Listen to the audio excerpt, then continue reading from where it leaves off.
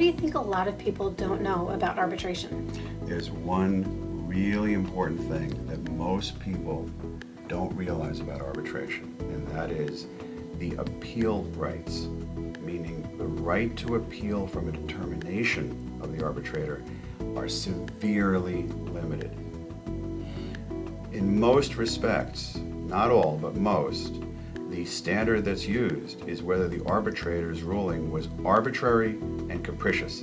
Now, if you take those two words, arbitrary and capricious, you can imagine that you would have to show that that arbitrator really went off the rails in terms of how that person determined the matter.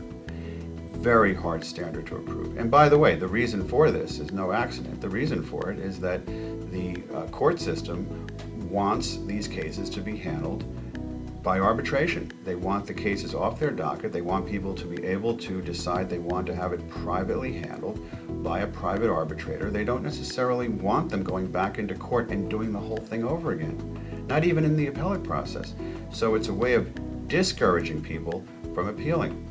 But what do you think is another important thing about arbitration that people generally don't realize? I think one of the unknowns that's perhaps a benefit of arbitration is that it can be confidential.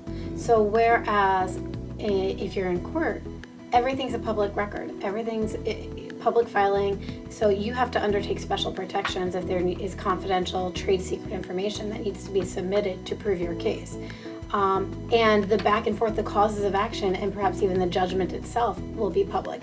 Whereas in arbitration, that can be kept a little more secret. It doesn't necessarily become known to the world. And I guess a third thing that people generally don't realize, no jury. Right. And that's a big one, especially in the area of commercial law, business law.